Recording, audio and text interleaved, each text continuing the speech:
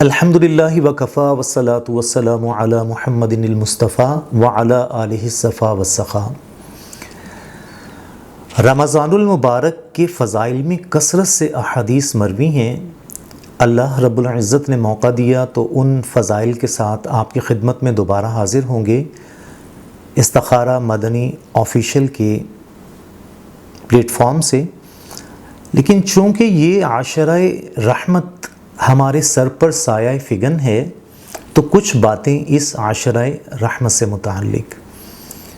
بہقی شریف میں حضرت سلمان فارسی رضی اللہ تعالیٰ عنہ سے جو حدیث مروی ہے اس میں جناب رسالت مآب صلی اللہ علیہ وسلم نے اس ماہ مبارک کے بارے میں ارشاد فرمایا، اولہ رحمت، اس کا پہلا عشرہ رحمت بھرا ہے، وَأَوْسَطُهُ مغفرۃ، اور اس کا درمیانی عشرہ مغفرت کا عشرہ ہے، وآخرہ عتق من النار، اور اس کا آخری عشرہ جہنم سے آزادی کا ہے۔ تو اللہ کے فضل سے ہم رحمت کے عشرے میں ہیں، اور رحمت کا مطلب عطا، بخشش اور مہربانی ہے، اور یاد رکھیے اللہ رب العزت کی طرف سے عطا، اس کی بخشش اور اس کی رحمت کے بغیر گزارا ہرگز ہرگز ہرگز نہیں۔ اس کی رحمت ہوئی تو پار ہیں ہم، اس کی رحمت ہوئی تو پار ہیں ہم،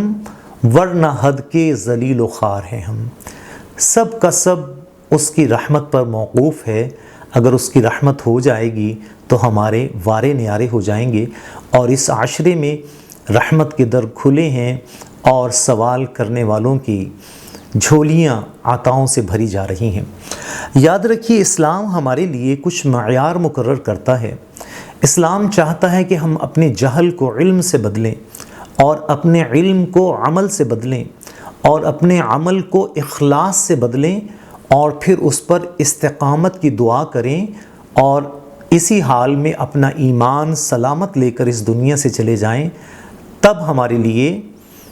کامیابی ہے، تب ہمارے لیے راحت ہے، تب ہمارے لیے اخروی نعمتیں ہیں۔ ائمہ مطہرین نے بھی اور امام غزالی رحمۃ اللہ تعالی علیہ نے بھی اسلام کی اس چاہت کو ان الفاظ کے اندر بیان کیا، الناس کلہم ہالکون الا العالمون،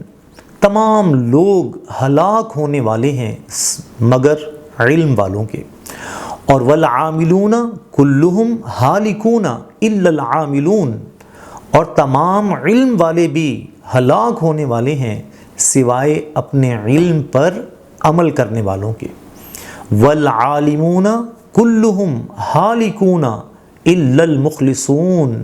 اور تمام عمل کرنے والے بھی ہلاک ہونے والے ہیں سوائے ان لوگوں کے جن کے عمل میں اخلاص شامل ہے، سنسیریٹی ہے۔ والمخلصون فی خطر عظیم، اور مخلص لوگ عظیم خطرے میں ہیں، یعنی شیطان ان کے اخلاص کو اچک لینا چاہتا ہے، ان کے ایمان کو اچک لینا چاہتا ہے۔ اگر اللہ رب العزت کی رحمت شامل حال ہوئی اور وہ اخلاص کے ساتھ عمل کرتے کرتے ان کا خاتمہ بالخیر ہو گیا تو ان کے وارے نیارے ہیں، مگر تب تک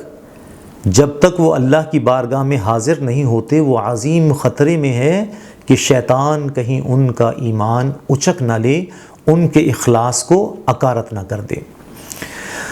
تو یہ وہ مراحل ہیں جو ایک مسلمان کی شایان نشان ہیں، لیکن یاد رکھیں علم، عمل اور اخلاص بھی قبولیت کی مرہون منت ہیں۔ اگر رحمت ہو گئی تو سمجھیں پھر ہماری محنت رنگ لائے گی، وگرنہ ہماری مثال ایسی ہے جیسے ایک بزرگ رحمۃ اللہ تعالی علیہ نے اپنی پوری زندگی کپڑے کی صنعت میں گزاری، کپڑا بنتے تھے، اپنے خیال میں انہوں نے ایک ماسٹر پیس بنایا اور اس کو لے کر وہ دکاندار کے پاس بیچنے کے لیے گئے۔ جب دکاندار کے پاس گئے تو ان کو توقع تھی کہ اس ماسٹر پیس کی قیمت مجھے بہت زیادہ ملنے والی ہے۔ وہ کپڑا جب اس دکاندار کو دکھایا، دکاندار نے کپڑے کو دیکھا اور کہنے لگا کہ اچھا تو بنایا ہے لیکن اس میں یہ خامی ہے، اس میں یہ خامی ہے، اس میں یہ خامی ہے۔ جب ان بزرگ نے یہ سب کچھ سنا تو وہ زاروں قطار رونے لگے۔ اس دکاندار کو بڑا ترس آیا، اس نے سوچا شاید یہ کپڑا نہ بکنے کے سبب رو رہے ہیں۔ انہوں نے کہا چلو چلو میں تمہارا کپڑا خرید لیتا ہوں مگر رو نہ۔ لیکن وہ بزرگ مسلسل روتے رہے۔ انہوں نے جب وجہ پوچھی تو بڑی پیاری وجہ انہوں نے بتائی۔ انہوں نے کہا کہ میں اس لیے نہیں رو رہا کہ میرا کپڑا تم خرید نہیں رہے، بلکہ میں تو اس بات پر رو رہا ہوں کہ میں نے اس کپڑے کو بڑے ہی دھیان سے بنا تھا، جان لگا کر بنا تھا، اور میرے خیال میں اس میں کوئی کمی کوتاہی نہیں تھی، لیکن جب یہ ایک جانچنے والے کی نظر میں آیا تو اس میں کتنی کمی اور کوتاہی عیاں ہو گئیں، تو میں یہ سوچ کر رو رہا ہوں کہ قیامت کے دن میرے اعمال جنہیں میں اس دنیا کے اندر احسن طریقے سے کرنے کی کوشش کرتا ہوں، جب اس احکم الحاکمین کی بارگاہ میں پیش کیے جائیں اور وہ فرما دے کہ تیرے اس عمل میں یہ کوتاہی، تیرے اس عمل میں یہ کوتاہی، اس لیے تیرے اعمال قبولیت کے قابل نہیں، تو اس وقت میرا کیا حال ہوگا۔ تو یاد رکھیے کہ سب کا سب اللہ کی رحمت میں موقوف ہے۔ اگر وہ اپنی رحمت فرما دے اور قبول فرما لے تب ہی ہمارے اعمال اس قابل ہوں گے کہ وہ ہمیں جنت میں لے کر جائیں گے۔ لیکن یاد رکھیے کہ کوئی شخص اپنے عمل کی وجہ سے جنت میں داخل نہیں ہو سکتا۔ اگر کوئی شخص عبادت گزار ہے، کسی نے بہت ریاضت کی ہے، بہت علم حاصل کیا ہے، اور وہ اس زعم میں ہے کہ اس کا عمل، اس کے یہ کام اس کو جنت میں لے جائیں گے اور اس کو جنت میں لے جانے کے لیے کافی ہیں، تو وہ شخص بہت بڑے فریب میں ہے۔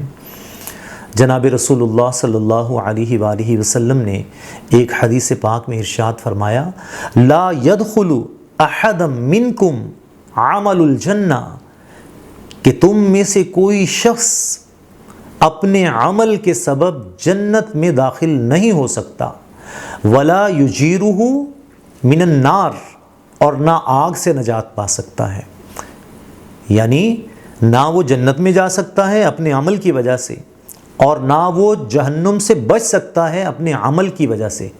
صحابہ کرام علیہم رضوان نے عرض کیا، اللہ کے رسول صلی اللہ علیہ وسلم، کیا آپ بھی، آپ کا عمل تو ساری دنیا کے نیک اعمال جمع کر لیے جائیں، آپ کا ایک عمل ان پر بھاری ہو، کیا آپ بھی اپنے عمل کی وجہ سے جنت میں داخل نہ ہو سکیں گے؟ فرمایا ولا انا، فرمایا میں بھی نہیں، الا برحمت من اللہ، مگر یہ کہ اللہ رب العزت رحمت فرما دیں۔ تو یہ درس عاجزی ہے کہ اگر وہ عمل قبول فرما لے اور اپنی رحمت فرما دے، اس کی رحمت کے سبب آدمی جنت میں بھی داخل ہو سکتا ہے اور جہنم سے بچ بھی سکتا ہے۔ میری اور آپ کی کیا اوقات ہے؟ سید الانبیاء محبوب خدا علیہ التحیۃ والثناء فرما رہے ہیں کہ میں بھی اپنے عمل کی وجہ سے جنت میں داخل نہیں ہو سکتا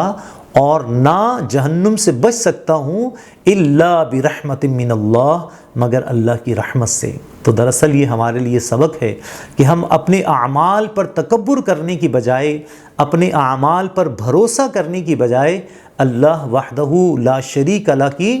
رحمت پر بھروسہ کریں۔ اور ایک بڑا مشہور واقعہ اس حدیث کی تشریح کرتا ہے۔ سیدنا جابر رضی اللہ تعالیٰ عنہ سے مروی ہے، رسول اللہ صلی اللہ علیہ وسلم نے ارشاد فرمایا، گزری امتوں میں ایک شخص تھا، 500 سال سمندر کے کنارے 30x30 کی ایک چوٹی تھی، 30 ہاتھ لمبی 30 ہاتھ چوٹی۔ اس چوٹی پر اس شخص نے 500 سال عبادت کی، اور اس کا رزق اللہ نے ایسا لکھا تھا کہ اس پہاڑ کی چوٹی سے انگلیوں کی طرح باریک باریک چشمے سے جاری ہوتے تھے، اور وہ اس پہاڑ کی جڑ کے اندر جمع ہوتے تھے، جس سے نہایت ہی شیریں پانی جمع ہو جاتا تھا۔ وہاں پر ایک انار تھا، وہ عبادت کرتا، اور پھر جب اس کو بھوک لگتی تو وہ پہاڑ کے نیچے اترتا، اس چشمے سے پانی پیتا اور اس میٹھے انار کو لے کر کھا لیتا۔ اس نے اللہ رب العزت کی بارگاہ میں دعا کی کہ مولا، میں چاہتا ہوں، میری خواہش ہے کہ میں تیرے حضور سر بسجود ہوں اور اسی حالت میں مجھے اجل آ جائے۔ چنانچہ اللہ رب العزت نے اس کی اس دعا کو قبول فرمایا اور سجدے کی حالت میں اس شخص کا انتقال ہو گیا، اور اسے جب کل بروز قیامت اللہ رب العالمین کی بارگاہ میں پیش کیا گیا تو اللہ رب العزت نے فرمایا، اے فرشتوں اسے میری رحمت سے جنت میں داخل کر دو۔ وہ شخص کہنے لگا بلکہ میری عبادت سے، یعنی اے اللہ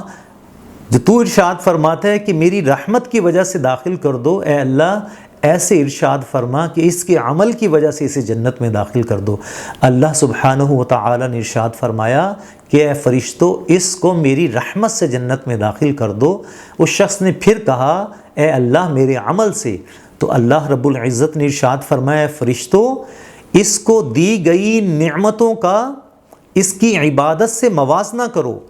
چنانچہ اس کی آنکھ کا موازنہ اس کی 500 سالہ عبادت سے کیا گیا، تو اس آنکھ کی نعمت اس کی 500 سالہ عبادت پر حاوی ہو گئی۔ اللہ رب العزت نے ارشاد فرمایا تجھے اور جو نعمتیں عطا فرمائیں، تجھے روزانہ جو پانی ملتا تھا، تجھے روزانہ جو انار ملتا تھا، یہ جو نعمتیں ہیں ان کا حساب، تو اس شخص نے عرض کی مولا مجھے اپنی رحمت سے جنت میں داخل کر۔ اللہ سبحانہ و تعالی نے حکم فرمایا کہ اے فرشتوں میرے اس بندے کو میری رحمت سے جنت میں داخل کر دو۔ بالآخر وہ اللہ کی رحمت سے جنت میں داخل ہو گیا۔